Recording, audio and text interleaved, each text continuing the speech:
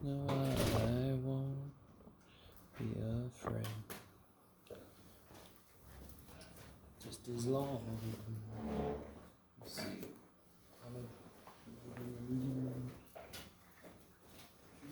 4, 6, 8, 10, 11. All right.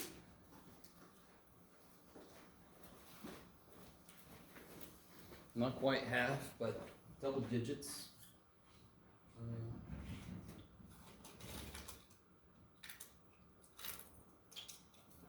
So let's see.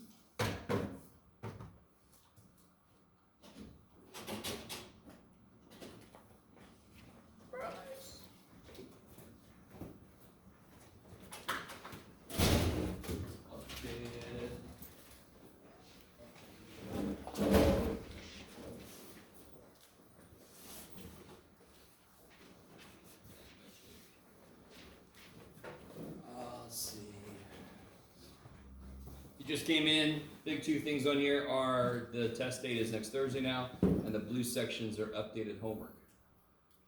Let's cut down on the homework a little bit. Go. Okay. That's right. So let's have a quiz on Monday. Let me double check.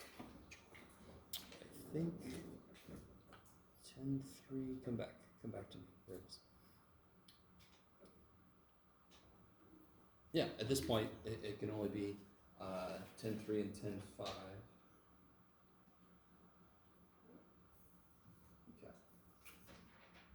So I'll provide you with a little polar graph so that you can, I'm going to ask you to plot points. What else do you think I could ask you on this quiz? I'll give you a polar graph so you can plot polar points. Conversions, yes. Point conversions, equation conversions. What else? Complex numbers. Yeah, complex stuff for 10-5, which is really just polar conversions again, to be honest. Also, I'm going to ask you, if I give you a polar point, I'm going to ask you for 2 other representations. Right? Normally what I ask for, so if I give you, for example, if I give you this polar coordinate, you can do it, Jeff, there, look at you writing stuff. Okay, and I'm going to ask you, give me 2 more representations, one with a negative r. Could you do it? Okay, do it real quick. I'll wait. So I want 2 more representations of that point. The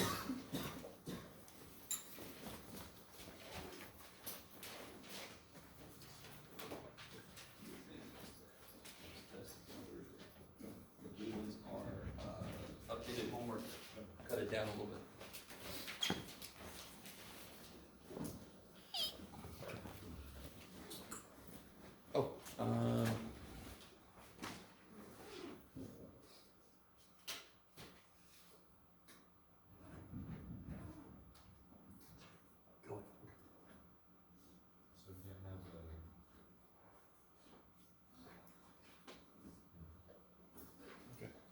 So I want one with a -4, and I want another one with the 4.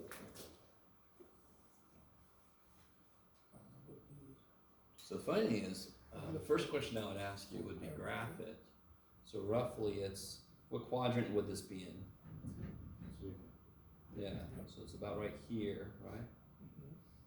So what's funny is once you graph it, it's a little bit easier to tell what other representations might be. So if I have a -4, then you'll be facing the other way. So who's got one possibility? 4π/3? Wait, did I do that right? It's got to be a reference angle of 30, right? Oh, it's got to go around 6. 1, yeah. Yeah, 11π/6. So I need this to make sense. If I make the r negative, that means I must be facing the opposite direction from where I really want to go. If that's 5 pi over 6, that's pi over 6 away. This has got to be pi over 6 away. That's 11 pi over 6. Okay. And officially, there's an infinite number of correct answers, but they all end up here. And then what about this one? Okay, cool. So, so you get negative what? No? Because then I would need another negative r, right? But if you go negative, you could do negative 7 pi over 6, right? Or you can just add what to this? 2 pi. Yeah. So then that would be plus 12 pi over 6. So that would be 17 pi over 17 pi over 6. I like it.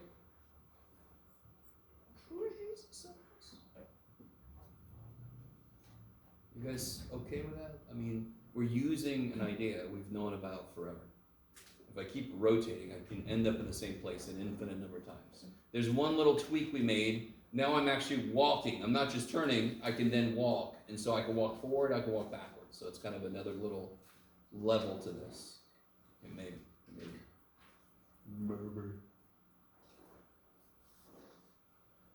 Okay, so that's the kind of question I will definitely ask you. Okay.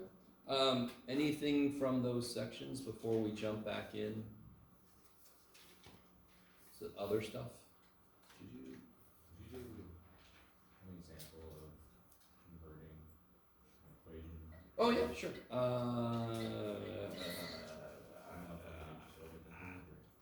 Say again? I don't know if I'm just overthinking, trying to solve it, but I don't know what I'm solving. Could be, but yeah, let's see. All right, let me make one up on the fly. This should be very exciting.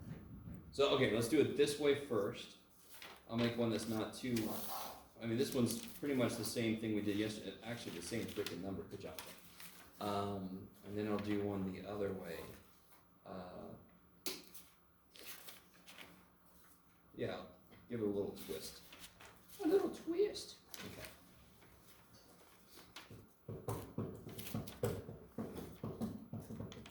Now, obviously, this one I want you to convert to rectangular. I want you to convert this one to polar. We did one a lot like this.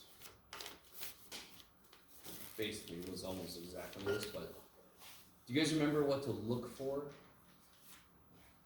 So when I'm trying to go from polar back to rectangular, what does it take to make x? R cosine theta. So that's one way to look at it is I need r cosine theta to make x. And to make y, I need r sine theta. Yes?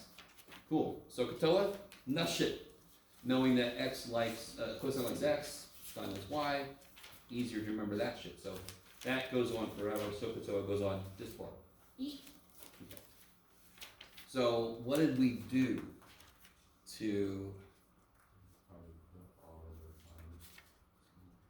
I can't just do that. You can't just, that's a nice problem, Jeff. Let me erase this shit. So what's one way to get an r to show up in front of the cosine theta? I don't care about the 5. The 5's just going to kind of come for the ride. Who cares? Yeah, multiply both sides by r. And the nice thing that does for me at the same time is what's r squared? X squared plus y squared. And this is 5.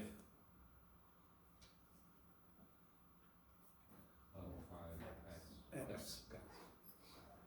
And there's nothing you could do there. I'm not going to make you subtract and complete the square and put it into circle formula. That's rectangular. There's no simple simplification to do. I'm done. Now, this one. 2 parts of this are easy as shit. And the other one's a little bit tricky, but it shouldn't be that tricky. What parts are easy? Well, you could move the x over. I could, sure. And then you could make it so x squared and y squared are positive. Okay, sure. So then that can just turn into r. R squared. So one way I can do this, there's no reason to move this, to be honest. What is x? Let me write this different first. So real quick, do you hear what Jack said? If only that was x squared plus y squared, that would be r squared. But how can I make that x squared plus y squared? I can just take out a negative. Do you guys see that? So again, if I'm going from rectangular to polar, what are you looking for? You're looking for y over x. Because what's y over x, for example? It's not here, but in general, what's y over x? Tangent theta. You're looking for x. R cosine theta. You're looking for y. R sin theta. You're looking for x squared plus y squared. If they're separate, put them suckers together, and that makes r squared as well. Little tears, right? So what's x? R cosine theta. What's x squared plus y squared? R squared. And then what's y? Now, if you stop there, I will at least say you're not done. I'll at least tell you, hey, or I might take a point off. Because what's one simple simplification you can make? Take out r. Kill an r. Divide both sides by r, right? So I get cosine theta minus r equals 2 sine theta. Now, you could solve for r, but if you don't, I don't care, because that's fine. You guys with me? Very often when we think of polar, like when I think of a function, I think y equals, even though it doesn't have to be solved for y, correct? When I think of a polar function, I think r equals, even though it doesn't have to be solved for r. Kind of the same idea. So I could add the r, subtract the 2 something. You don't have to. This is fine. Do simple simplification. Does something cancel? Does something combine? This, right? Are you guys with me? Is there a trig infinity I can put together? So one thing I see people do is, real quick, while I'm thinking about this, x squared minus y equals negative y squared. And then somebody will say, okay, this is, what's x? R cos theta. So what's x squared? R squared cosine squared. Is that cool? And y is r sine theta, and negative y squared. Y squared is r sine theta, so y squared is r squared sine theta squared. Let me stop for a minute. Is that cool? This is a little fast, guys. I just want to show you. Now, hopefully, some of you guys are thinking to yourselves, why didn't this guy just do this first? And I agree with you. But here's, if you kill an r, that's kind of bad, because do you see if I add this over? Wow, that got really, look at that. That got really overly ambitious there. And add that over. Is that all right? So I add this over and add this over. What can I do with this? What can I take out of this? Take an r squared out. And then what's cosine squared plus sine squared? 1. So I get r squared times 1, I get r squared. And then I can divide by r. But of course, you guys see, what could I have done first in the first place? I could have just added y squared, yes? If I had done that, that would have been x squared plus y squared minus y equals 0. What's x squared plus y squared? R squared. And then I end up in the same place, yes? So even if you separately do x and y, you should eventually notice, oh, if I put those together, I got a beautiful trig identity just waiting for me. Okay, maybe. And then, of course, I can divide by r, that's fine. Is that okay? If you put them together before, they're r squared. If you put them together after, they're r squared. Of course they have to be, because that's how math works. I love you guys. Yes, sir. Can you go to 39? Section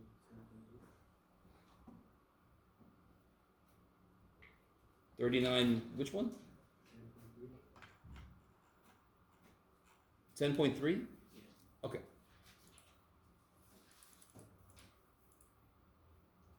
Oh yeah, look at that, dude. Look at that. Ooh, yeah. We did one like this, believe it or not. It's just the one we did was more like this. What's a conic section? Yeah, I didn't know what that was. Oh, I keep forgetting. Okay. So 2 things. I'm really sorry. I always forget they put that there. I always forget that. That's my fault. Eventually I'm going to put it on the homework sheet. Conic sections are chapter 12 or 11? 12. Conic sections are chapter 12. This is a free book. Crazy authors. They put that there because they know it, and we're like, exactly what you just said. What the shit is that? So what do you think a conic section is? What's conic? Well, not iconic, just conic. Not tonic, not gin and. Conic is related to a cone. And if I do a section of it, slice. So real quick, if I had a cone and I slice it straight through, what does the cross section look like? I've got a cone and I slice it straight through, it looks like a circle. What if I slice it diagonally? It's going to look like an oval, ellipse. Yes? So in chapter 12, we talk about ellipses, circles, hyperbolas. Yay. Parabolas. Because if I slice a cone like this, it looks like a parabola. We'll get there. All right. So that is a fault of the authors. They referenced something that they hadn't officially talked about yet. Ignore that part. If that's the only part you had trouble with, Well, can you actually do 39? I can't. That's why I asked you to do it. No, I can't. Do you guys remember we did a problem like this? It was r equals 3 secant theta or whatever. We made it over cosine. What do you wish was in front of cosine and sine? I wish there was an r in front of it. I could multiply top and bottom by r, but that sucks. Because what's r? What's r squared? So what's r? Plus or minus the square root of x squared plus y. Do you want to put that shit in there twice? No, screw that shit. So what's a better way to do this? Multiply. If I multiply this to both sides, it comes up here, it distributes the r, golden. You guys see that? We had a problem pretty much exactly like that on that sheet we did. Do it again? What's up? Sorry? No, I figured it out. You got it. Okay. You guys, all right. So if I look at 38, it's the same problem.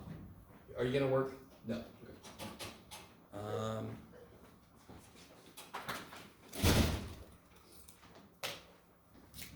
If I multiply up this, multiply that up, and then distribute,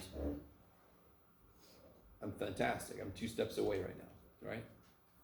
Because what I get when I just multiply this, I get 4r cosine theta, which is 4x. And I get 3r sine theta, which is 3y. Okay. I'm there. So it's just a recognition that I wish there was an r in here and there. But if I just multiply this up, that distributes. Dear's beautiful.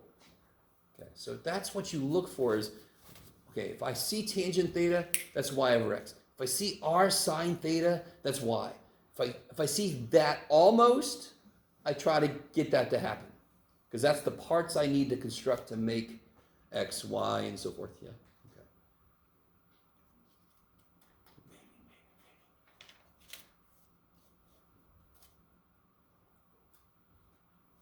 Would you rather do these problems or trig identities? Okay, there. That's what I thought. Okay. These are just new, but not really. They're not new. We've known this shit. We're just using it in different ways now. I knew that x equaled r cosine theta. We knew that before. Well, we never pieced it together that, holy shit, xy point can now be r theta point. We never thought about it that way until now. But it's using the same math we had before. Exactly the same math. Okay. So these kind of problems are always a question about what am I looking for? What do I want to show up? What do I wish was there? They're equations. I could do almost anything I want to both sides. So if I'm like, I wish this were there. All right, put it there. Holy shit. As long as you do it to both sides, you're golden. Yes? You have an equation. You have so much flexibility with equations. Real quick, what about 36? What do you wish was here? R squared. Why don't I want to multiply both sides by r? Because I didn't like r by itself in the first place, and I would just put an r by itself over here. So what would I rather do to make this r squared? Square both sides. Do you see what I'm saying? Man, I wish this was there. All right, make it happen. There's 2 different ways to make it happen. So pick the way that's better.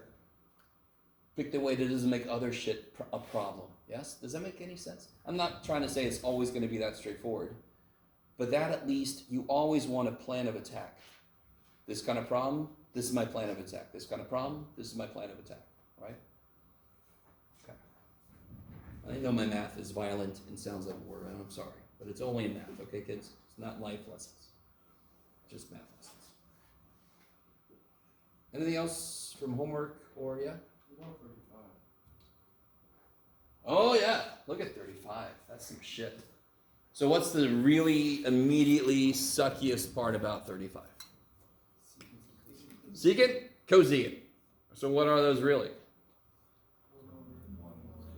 So how do you rewrite 4 secant theta cosecant theta? You could rewrite it as 4 over cosecant theta.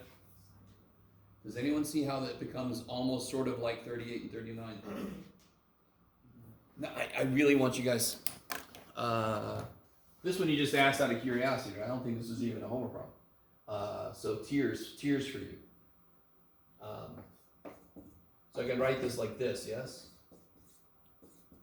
Is that cool? Just immediately I can write that. And why does that make sense? Because all of my translation shit has sine and cosine. None of it has secant and cosecant.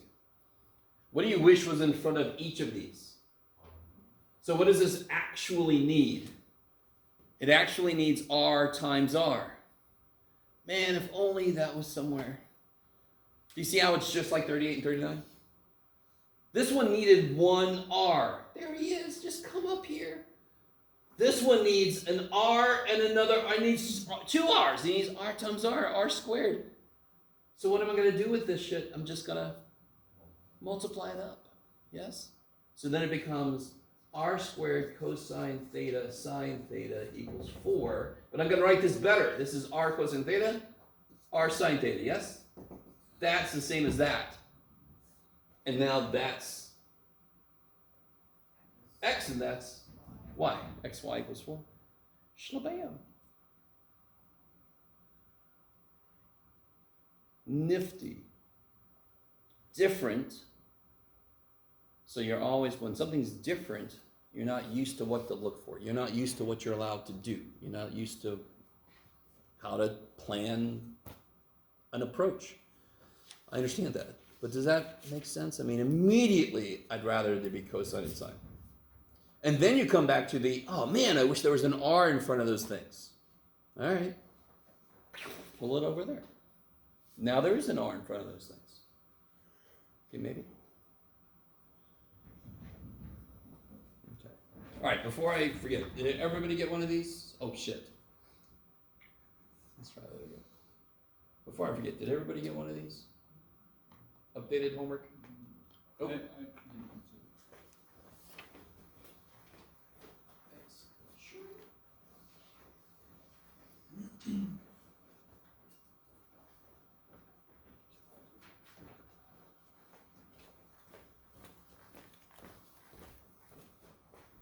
All right, take this forward.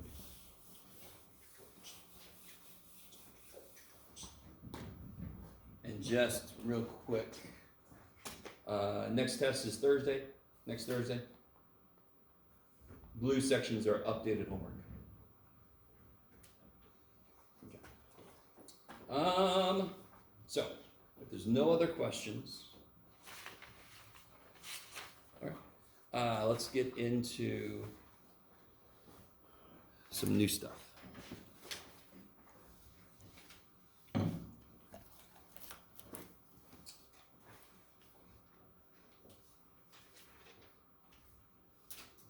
So, all right, this is an exceptionally cool day. I think if I say something like that, you guys get scared. I'm sorry. I'm like, God damn it. All right, this guy loves this weird shit. What are we going to do here? So, what we've done so far, let me kind of take us on a little trip. Most of the first part of this class, we were talking about x's and y's, correct?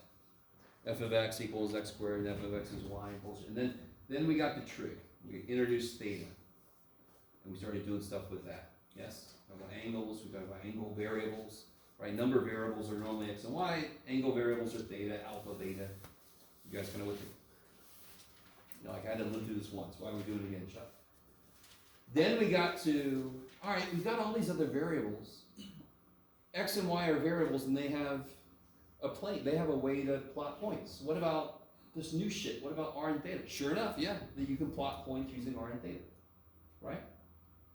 So we're going to continue this idea of, is there another way to identify points in a plane? And yeah, there's about, like I think I told you guys, there's like 50 that I know of. And there's like 12 of those that I've used. And then there's hundreds of other ones. It's silly. But this one's one of the coolest. You guys agree? So normally, we're given a function. So like if I want to graph a graph, I'm given a function in terms of some input variable, and back in the day it was f of x. And you guys didn't know how good you had it. So if I had this function, I could plot that, yes? How do I plot that? If I didn't know what it looked like, what would I create? Table of values, because I just start throwing points, values in, and they would construct points. I would plot the points and I would connect them. You guys all with me? Okay, those are the good old days. The one section we skipped, but I did do one problem with you. One of the sections we skipped was, what if I want to graph, you know, like this? What would I do? Create a table of values, and what would my input variable be? The funny thing is, for us, we would use theta, yes? So my input would be theta, and my output would be r. You guys kind of with me? And again, real quick side note, that's why I wish instead of, that's what we use here, I wish we would use this. It would have made more sense. Because that's input, that's output, you see what I mean? But too bad we weren't around, they used this. Okay. You guys semi with me so far? Okay, so what is this trying to accomplish? I've got an input number I can make. I get an output number. I call that set of two things a point, and then I plot those. And since they all came from a relationship, I expect the graph to have some kind of a pattern, to have some kind of a shape to it. Same thing here. Does anyone remember what this would look like if I graphed it? So y-axis. Circle Circle on the y-axis because it's sine, kick-ass. Okay. You guys semi with me so far?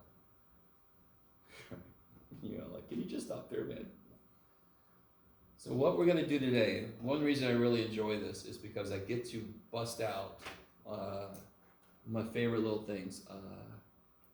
I used to have a little keychain with one of these on it, and then I lost it. Has anybody ever seen this before?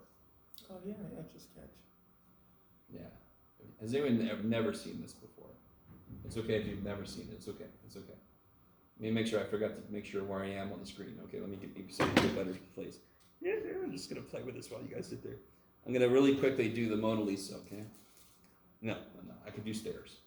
So if you've never seen this before, it's called an Etch-a-Sketch. And this is back in the day, kids, when we didn't even have Game Boy. We didn't even have Atari. We didn't even have Pong yet. And then they made this for us. And they're like, here, kids. And we sat in the corner, oh my God. Okay. Do you see how this is kind of like, okay, this is kind of funny. Doesn't this sort of look like the TI screen? Okay. There's an x-axis, correct? And there's a y-axis. Are you guys kind of with me? Okay. One of these knobs, and I always forget, I should have put a little, so this one controls the x direction, yes? You guys see how that works? If you've never seen this before, and this one controls the y-axis. See that? So I can make a little, ooh, look at me, I made a little x-y axis now. Of course, I accidentally pushed this button too, so it went over a little bit, but that's okay. So I am a master of stairs. It's amazing. Look at me. If you need stairs, I'm your guy. Okay. And abstract art. I'm also a master of abstract art. And then this came in with a built-in feature. So real quick, this one was XY. This one is, this one's X. This one's Y. There we go. And then this feature that it has is, okay. So, hours of fun. And it doesn't need a Wi-Fi connection. It's amazing. So here's my point. can't I, if I start twisting both knobs at different, I can make a graph of something, correct? In fact, that looks like, I don't know, a rocky outcropping. You with me? Is that all right? You guys with me? I need this to make sense. In fact, let me be more careful. Oh shit, I'm going the wrong way. What'd you do in school today? We watched this guy play with an Etch-a-Sketch. All right. So I'm a little more careful. Let me see. Can I be more careful? Yeah. All right. This is one. So I'm going to try to create, I got to remember which thing is which. There we go, Jeff. All right. Now, that's a little bit craggy, or what do you call it? Anyway. But would you agree that that's a function? Why is that a function? Passes the vertical line test. I love it. What created the points that function goes through? What actually makes the points? For a normal function, we pick an x and that makes the y. You with me? This is really weird. The points are made by the knobs turning around, correct? So aren't I the one making the points? It's not the x used to make the y, is it? They're actually sort of independent from each other in a way. They're both dependent on me. All right, you guys semi with me? So normally, we'll pick a value for x, and that controls what y is directly. Are you guys with me? Now I've got this third. I am the variable, right? I'm the third variable. We would call me the parameter. So a parameter is kind of like a thing behind the scenes. Its value can change. And in this case, the value of the parameter is where the knobs are. You with me? I don't know if you guys are really with me. This is a little bit trippy. I agree. You're going to see what the math looks like in a minute. This is my best physical example of this. I'm making points, but I am the one controlling both x and y. They do not control each other. I control both. In which case, can I very easily make something that's not a function? Yeah, is that a function? No, in fact, can I have it do weird shit like come back on itself, and I can make it do anything I want to. So at a certain time, I was right there, correct? A little bit later, I was over here, yeah? And then a little bit later, I'm down there, and a little bit later, I'm over there. You guys kind of with me? So if you're considering the parameter to be time is 0, 1, 2, 3. If I'm thinking about seconds, are you guys with me? And for every second, aren't I at a different point? So, not surprisingly, we call this parameter, this other variable, this overarching controlling variable, we call it t. And it controls x and y. Does time show up in this picture anywhere? If I just point to this point, can you tell me what time, just looking at it? No, it's behind the scenes. It doesn't show up. Okay. Now, you guys, I'm not sure. Okay, let's get into the math of it. I just, that's a beautiful example of this, but it's a little weird without the math. So what is this going to look like, dear God, Jeff? Do I have to buy an Etch-a-Sketch? No. You should, though. They're fun. So here's what this is going to look like. I'm going to have x and y, but they're going to each be functions of this parameter t, in which case, so x is a function of me, how quickly, in what direction I'm turning the knob for x, and y is a function of me, how quickly, in which direction I'm turning the y knob. Yes? So, for example, let's do something nice and straightforward. What if x of t is t, and y of t is 3t? What does that physically mean is happening? However quickly I'm turning the x knob, right? However quickly I'm turning the x knob, I'm turning the y knob 3 times as quickly, yes? So if I do that, let me see. Oh shit. Can I pat my head and rub my belly? I don't know. You ready? I'm going to try it. I'm going to rotate. I'm going to get the X started a little bit, and then I'm going to try to rotate this faster. I can't. It's hard. It's going to be, it should be a diagonal line. Are you guys with me? Because the X is changing, but the Y is changing 3 times as quickly. So in this case, this is a very, very, very simple set of equations. So of course that should end up with a very, very simple output. There's no curves going on. There's nothing like that. You guys semi with me? So real quick, I can make, get out of there, Jeff. I can make a TXY table. T is controlling things in the background, and these are my points. So let's say, and I've always got to give you some idea of where T starts and T ends. I'm going to go, T goes from 0 to 2. I got to tell you when time starts and when time ends. Otherwise, we'll never know when to stop. So when T is 0, what's X? 0. Holy shit, what's Y? 0. 0. So at T0, I start in the middle of the screen. And then I start turning. And I'm turning this one 3 times as fast as that one. Which is harsher to do.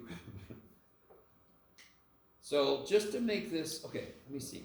Leave a little room here. Let's put a 1 here. Leave a little room here and put a 2 there. So I'm putting all my inputs for T that I can.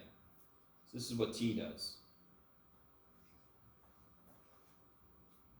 When T is 1, what's X? 1. And what's Y? 2. And when T is 2, what's X? 2. What's Y? 6. Okay. Now, on this specific problem, I don't have to do this because these are just straight lines. The reason I left room, I want to make this a standard practice for you. Always leave room. Because when you go to graph this, when I graph this, where's the t-axis? It's a trick question. Oh, in the t-axis. So the t-axis doesn't show up. This is still x, this is still y. It's just that in the past, I created points by using x to make y. Now, I'm creating points by using t to make both x and y. So what I normally have students do is this. When you make a TXY table, do this for yourself. These are the points. This is just the time ticking by. So t equals 0, I'm at 0, 0. At t equal 1, I'm at 1, 3. Sorry, yeah, 1, 3. So I'm going to make this 2, 4, 6. Is that cool? I'm at 1, 3. At t equal 2, I'm at 2, 6.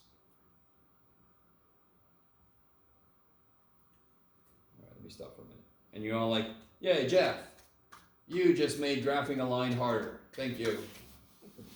What of course we're doing is really, really, really simple early example. There's one. Is everybody kind of cool with that? That's really it. That is it, except for one thing. I am going a certain direction on that path I've just drawn, correct? What direction am I traveling? At 0, I'm here. I'm traveling this way. So whenever you plot a parametric, and by the way, this I haven't even said that word yet. This is called parametric equations. They're just equations where x and y are based on a parameter. So we went, it's called parametric. So these are parametric equations. Whenever you graph a parametric equation, you must indicate the direction of motion. And how do you do that? Well, you just make sure you plot the points. When you connect them, you put a little arrow. I left room in case I didn't have enough information. If my points are going all over the damn place, then I'm not really sure how they're connecting. I might have to go back and put in 1/2 and 1.5. I might have to get better resolution. Are you guys with me? But I kind of start with the nice whole numbers, and then I see, and then I go, shit, I need more information. Now, real quick, you can't always do what I'm about to do. Can you eliminate the parameter? And you're like, yeah, I got an eraser. What is x? T. And what's y? So what is y then? Y is 3 times t, but you just told me x is t, so y is 3x. Of course, that's the freaking thing that we just drew, yes? Yes? So on one level, right now, I know you're saying, we've drawn that before, Jeff. But here's the extra things this gives me. This gives me a direction, and this tells me at what time I'm at each location, yes? So this is really useful for trajectories of missiles or shuttles, space shuttles or whatever. You guys kind of, or satellites, or it's just good for trajectories. It's good for particles moving around. So then if I have the equation for it in parametric, I know at this time it's at this position and it's headed this direction, yes? If I just have the equation in terms of x and y, I don't have any of that shit. Okay, maybe. Okay, so let's do this.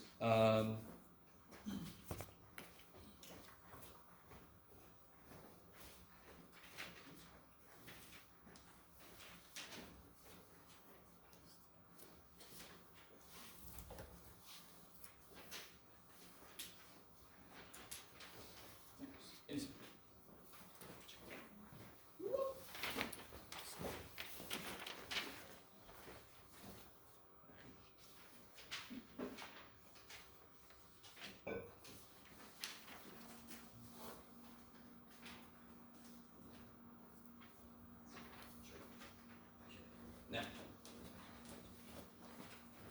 I want you guys to go ahead and try to do number 1, and then we're going to do number 2 together. Number 2 is going to be trippy. These very, very quickly get trippy. I've made the functions for each one a little more interesting, yes? You still create the stupid things the same way. So just to help you guys out, what am I going to put underneath t here? I'm going to start at leave some room. 0, Leave some room. 1, Leave some room. 2, 2, 3. Okay. That might be good enough resolution.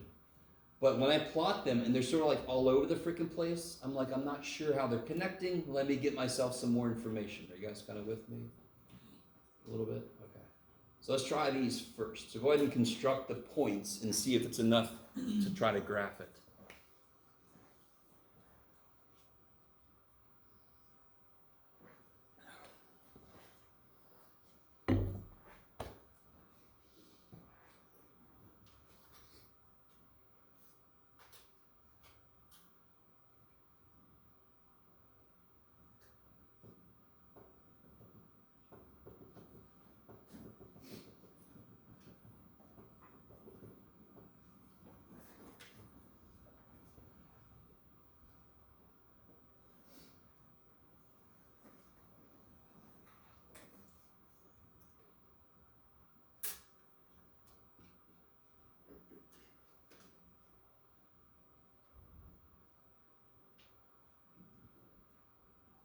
Damn it, Jeff.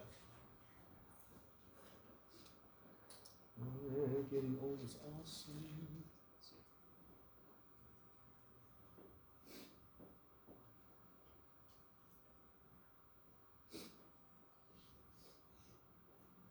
I think that's 0. Yeah.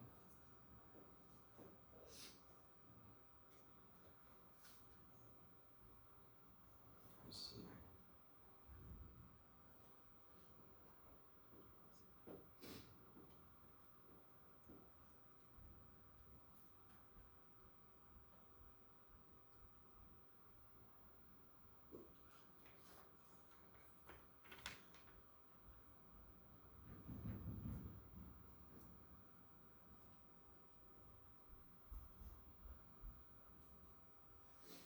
Yeah, I think this will be all right. Have you guys got your points put together? So here's where I am. I've got these points here, and I plotted them here. So this is where you can make a choice. You could say, okay, I need a little more information, but can you guys kind of see how this is going to connect? It's not going to be straight lines. Dear God, don't just make these things straight lines. So let's do this. Let's get a little bit of help with the calculator. What if I put negative 0.5 in there? Can somebody help me out? What would this be?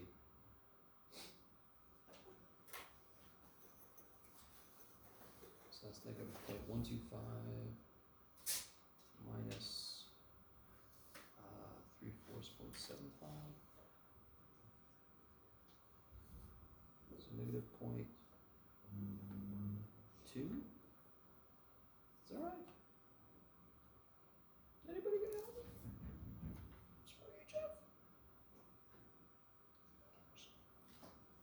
I think it's negative 0.2. Nobody's gonna help. Okay, that's cool. I'm used to it. 625. What did I do wrong? Oh, negative 0.5. Yeah, what did I do?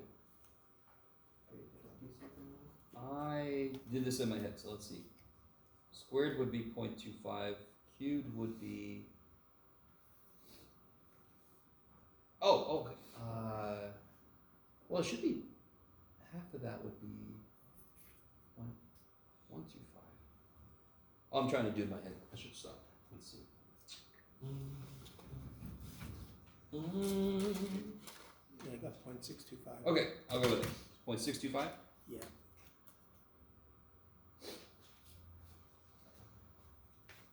Wait a minute. Let me see. Let me double check. So this will be negative 0.5 to the third power minus 3 times 0.5 squared. There we go. Negative 0.875. Okay. Oh, I see what it is. Okay. You're silly, Joe. Yeah, it's got to be negative because I'm on this side. I should be on this side of it. Okay, so negative 0.875. Use your calculators, kids. Let me put this over here. So it's about negative 0.9, just because we're doing it by hand. And what's y? Negative half of 2 is negative 1 minus 3 is negative 4. Let me stop for a minute. You guys with me? You will have your calculators. So from here, it would go through some stuff. It'll get to negative 0.9, negative 4. So it gets to here. So you see, now I can see how it's going to curve. It's going to curve around like that. You guys, so that's why you leave room. You know it's not going to be straight lines, so just don't make them straight lines. You're just maybe not sure about how it should be curving, but I should kind of know it's going to curve like this, so it can kind of come around and curve up this way. So it's going to curve around this way, curve around this way, curve around this way. Okay, made it a little straight at the end, but I'll be all right. And then you put little arrows. Now, very quickly, yeah, sure. The little point we just did was rough because I was trying to do it in my head. I should have just stopped. But that's kind of neat. I mean, look at this shit. Is this a function? It's not technically a function, but it is a function of time. And every time I've got a different output, correct? So it is a function of time. But it's definitely not a function like in a standard sense. Right? And it's kind of cool. We got a little freaking graffiti-esque going on. Yay. But you can see the cubic piece of it, right? The cubic piece of it, yes? And then the linear piece of it is just the fact that it's kind of going up. It's a little stretched. Okay, maybe.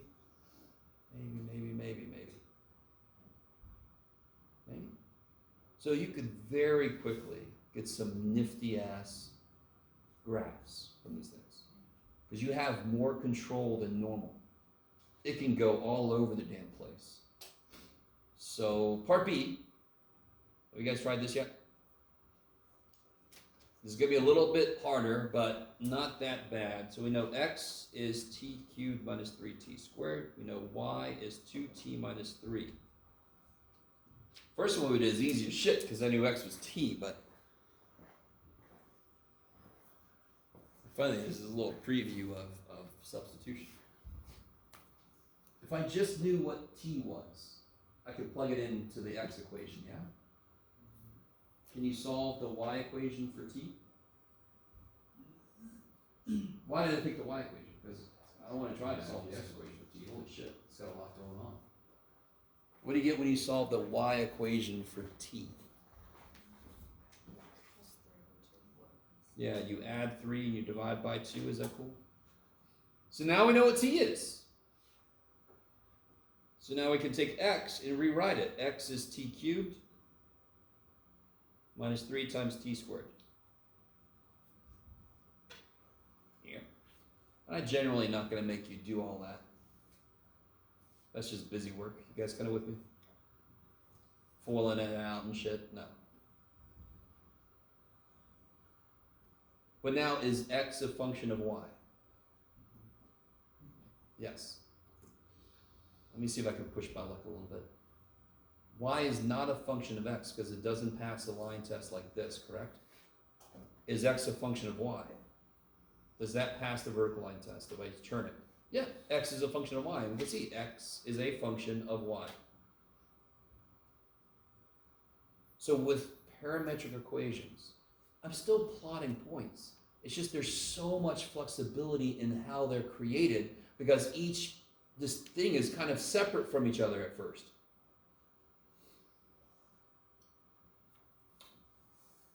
So let's do number 2 together. Let's see. Number 2 could get very, very, very tricky very quickly.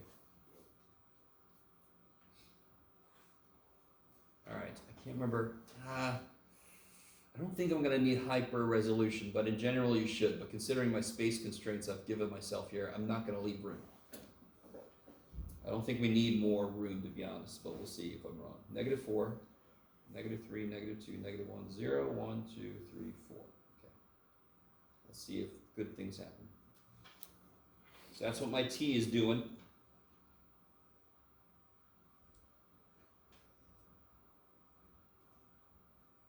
And you'll notice, I will never let you escape trick. Sorry. So you always have to remember your trick shit. So when you plug a -4 in, what do you get for x? Yeah, inside you get -2 pi. What's sine of -2 pi?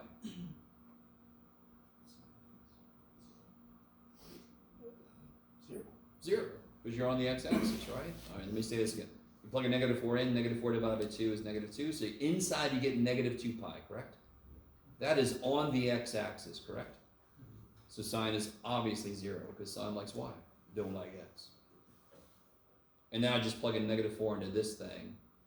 -4 squared is 16, cut in half is 8, minus 4 is 4.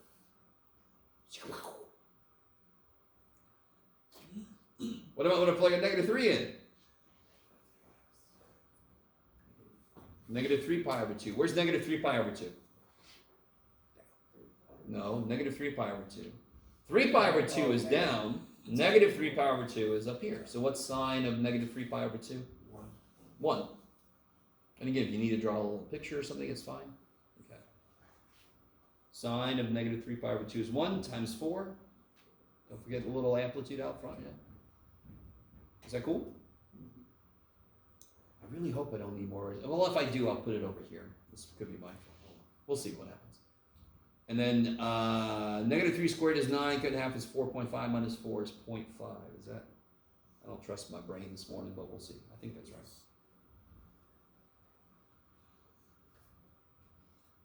So do you notice what's going to happen for every even input? You're going to end up on the x-axis, correct? So I can go ahead, I know every even input is going to be 0.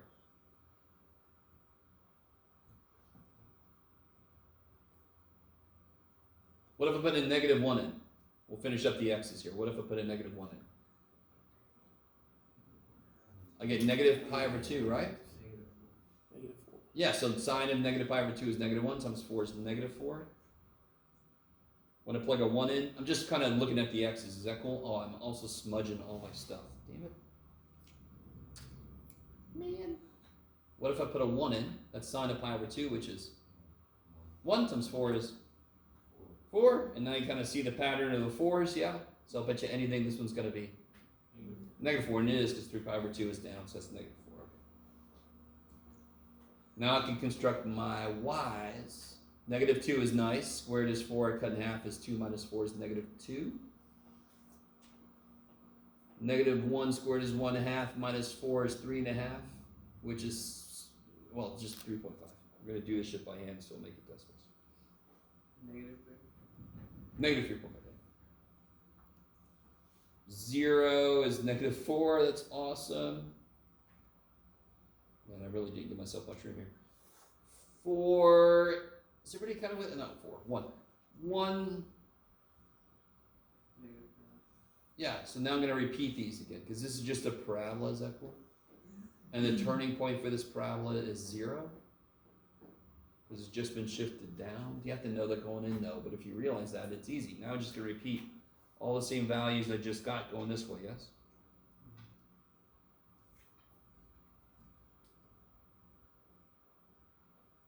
Because when I plug a -3 in, I square it. So when I plug a 3 in and square it, I'm going to get the same number out. So I just repeat all the numbers. So let's see if this is enough resolution. Okay.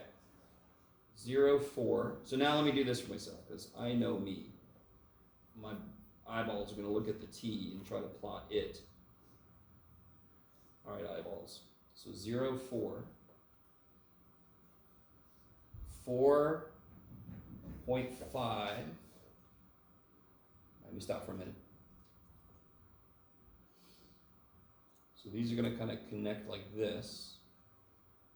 0, -2. Oh, this is going to be such a cool... You guys keep going. I'll catch up to you. So I can kind of, as I do this, I feel pretty good about these are going to connect curvy. I can put a little arrow. These are going to connect curvy. So I can put a little arrow. It doesn't look like I need better resolution.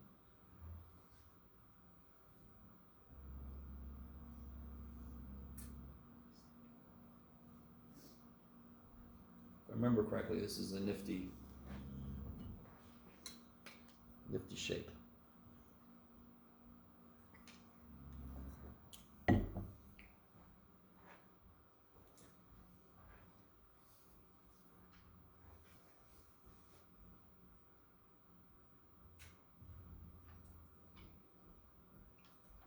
Let's see, -4, -3.5, so -4, -3.5, 0, -4, and then +4, -3.5. Then I'm back here, so now I'm going like this.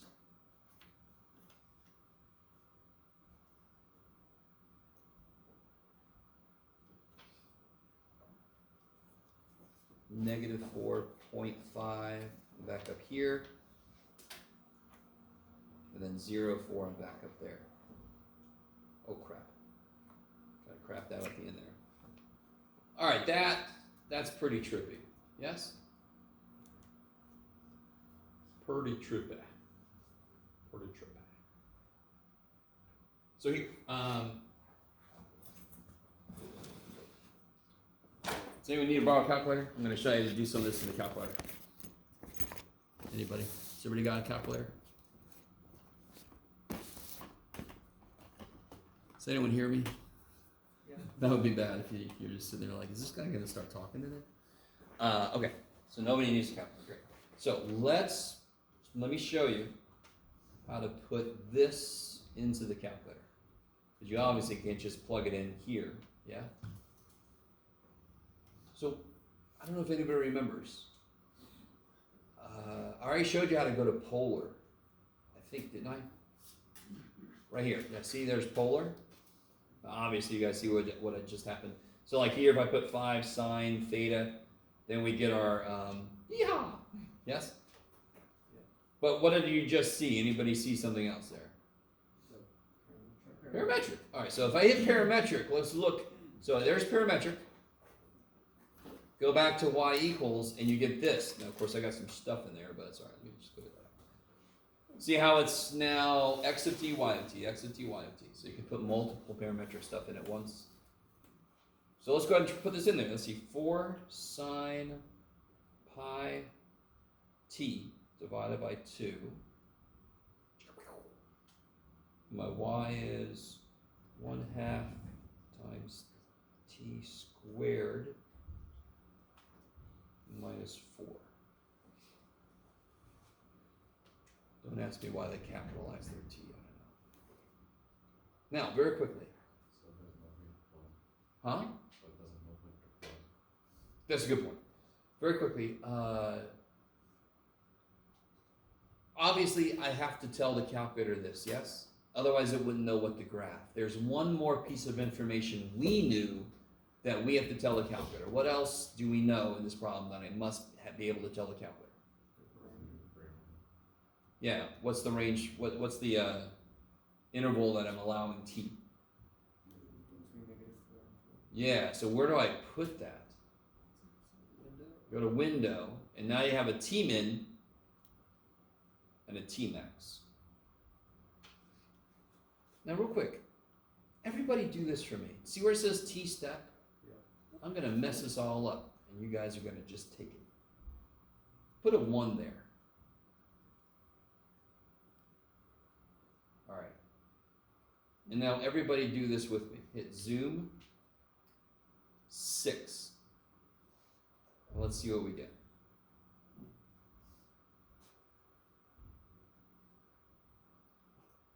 Oh, what did I do? Is that what you guys got? Yeah. Oh, why did this change? Oh, because I hit zoom. Oh, I'm so silly. Oh, I love myself so much. Okay, sorry.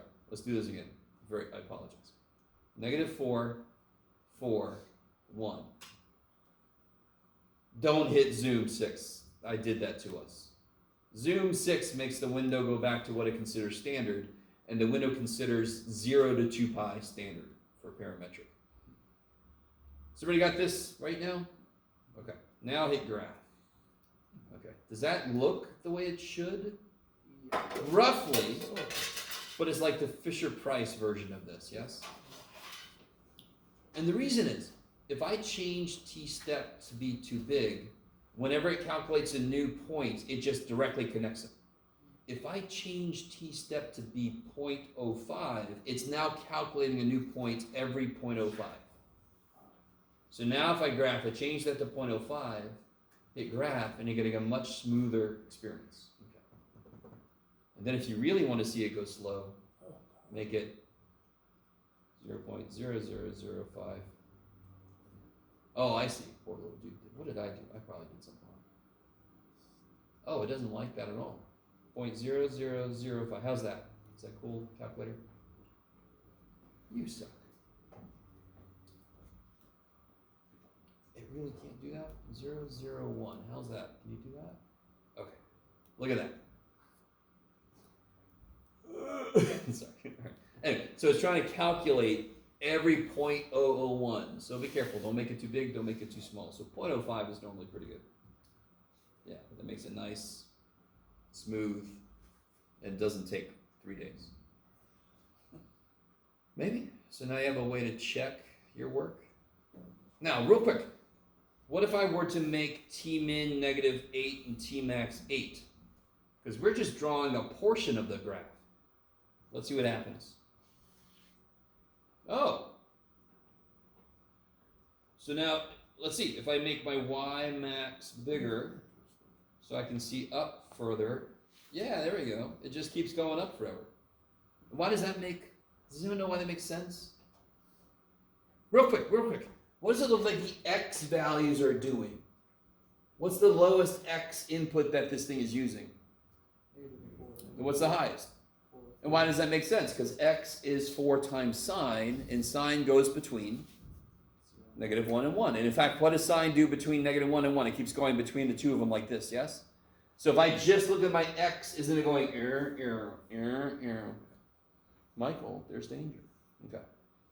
At the same time the X is doing this, what's the Y doing? What's the Y shape? Parabolic. So the Y is going down and then coming up. So that's why it's coming down and then it's going up. And that's why this goes up forever. Yes?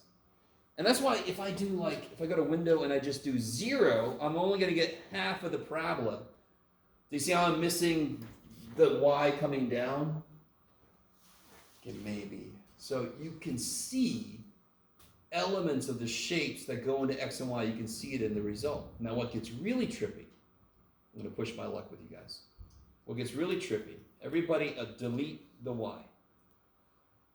Clear it. Get away. Okay. Let's put here 4 cosine of pi t. Okay. Now, real quick, before he hits graph. Can x go forever? Can x go forever? What did we just say? The biggest x could be is, -4. well, the smallest it could be is -4, the biggest is 4. Now I made it so that y, can y go forever? What's the biggest y could be? 4. And what's the smallest y could be? So the whole picture is going to live within this little box. It has to, because I can't get a y value outside of -4 to 4, and I can't get an x value. So, this shit's that going to look like? That. Kind of boring. But, if I make one little change, let me think. No, that's not the change I want to make. Yeah, make this a 3. See if that does what I want it to do. It should. Yeah, there we go. Do you see how it's living? Now, of course, my window's a little weird. Let me go to window, make my window, you could do it, Jeff. Like -5 to 5, yeah. That's cool. Do you see how it's living within -4 to 4? If I increase the period some more, now it's going to be able to fit. Oh man, no, I didn't go far enough. Darn it. Anyway, you can play with this shit a lot. There. Oh, I didn't. Oh, there it is. Okay. Eventually it'll get there. Yeah. So I mean, there's just an insane number of possibilities here. Yes. You guys are just going to suffer for a second while I play around. 5 sine of 3 theta. I'm sorry, t. 4 cosine of 7t.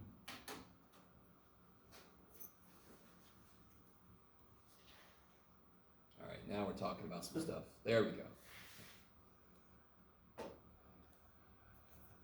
So this is trippy. You can make so many cool things. And a lot of graphic design programs use parametric equations at the heart of them, in their little subroutines. Because it's a quick way, very often you want a graphic design to have a lot of symmetry in it. And you can see how these can come up with symmetric shapes very easily, with a lot of freedom as to where things are going. All right, sorry, that's enough. Sorry. Look at the last problem here. Go ahead and try to graph this in your graphing calculator.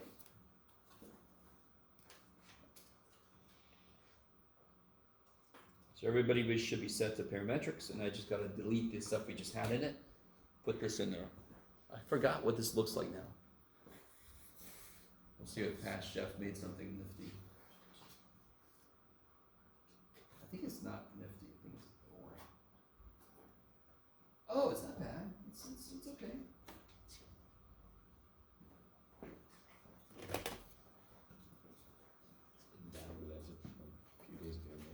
Oh, I'm not going to try to go somewhere with it.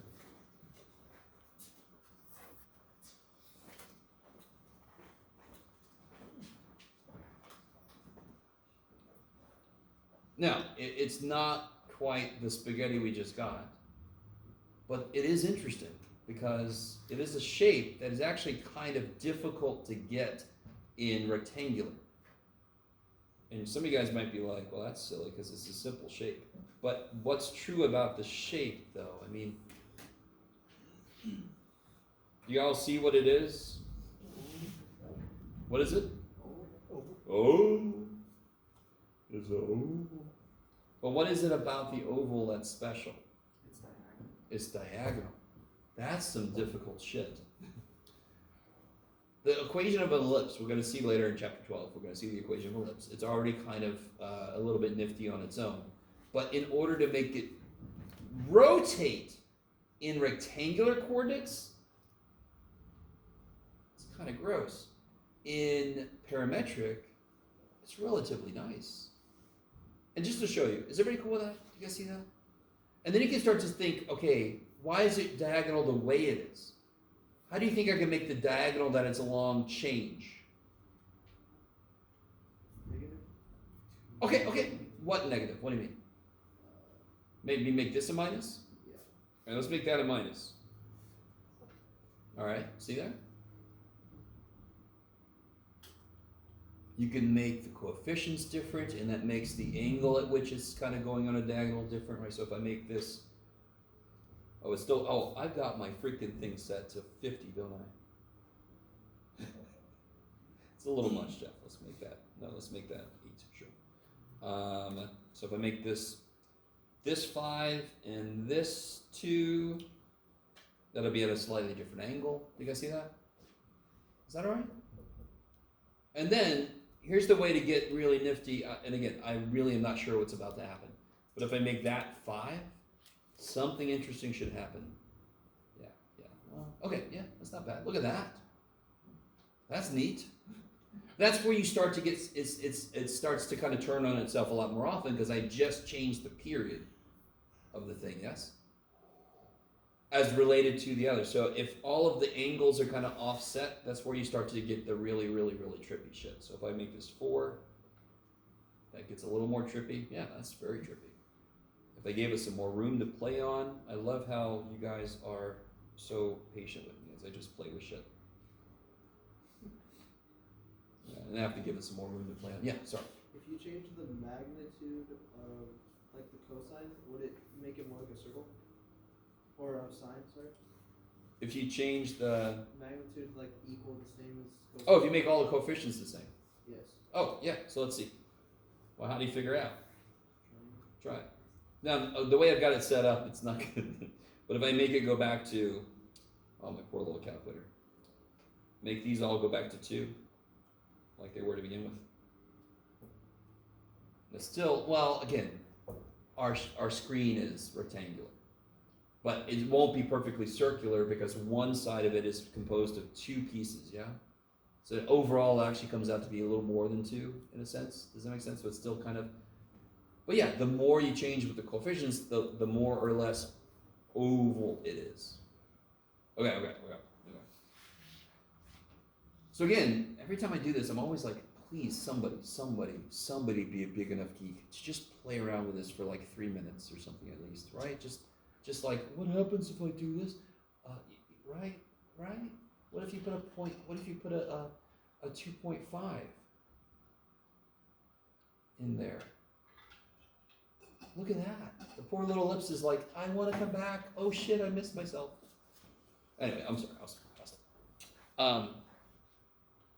So parametric equations have a lot of uses in the real world. One of them was graphic design. It's just describing or programming trajectories. Do you see how I can make something do a lot more elaborate things than I could if I had only limited myself to using X, Y? Only limited myself to using functions, rectangular functions. Then I can't make it do all this neat shit, yes? So a lot of what we do is opening doors to how to program something. Okay. Just got connections to arts, got connection to computer science. All right. Yeah, okay, that's enough. So that's chapter 10, wrapped up.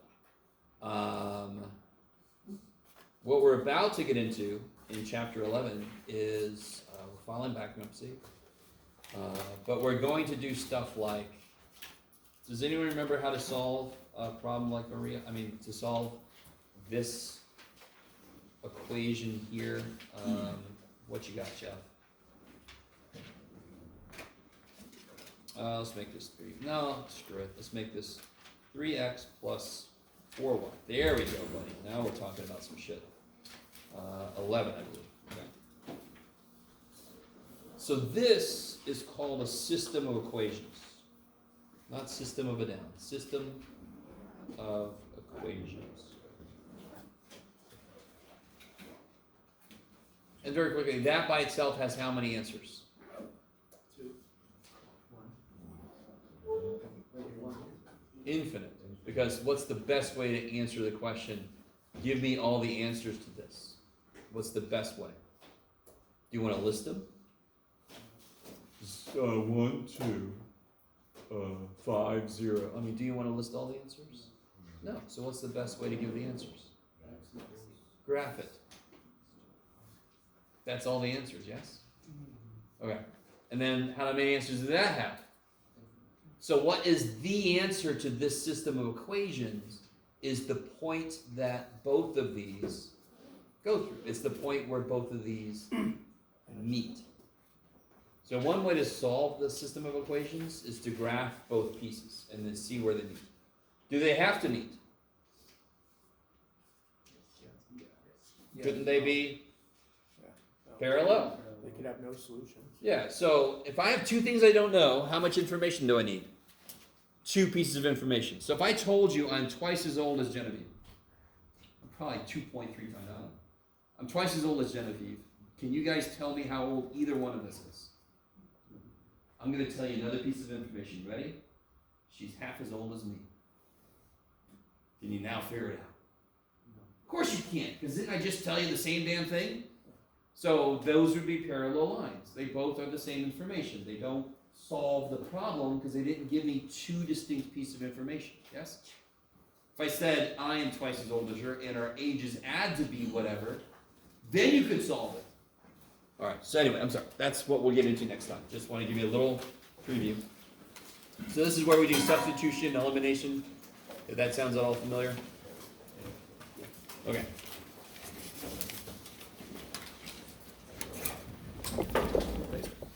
Oh shit. Oh what? It was like that. Okay. Yeah. I thought, what did I do? I got a new one, and I haven't gotten another one. I got you. You know the test on Thursday, is it?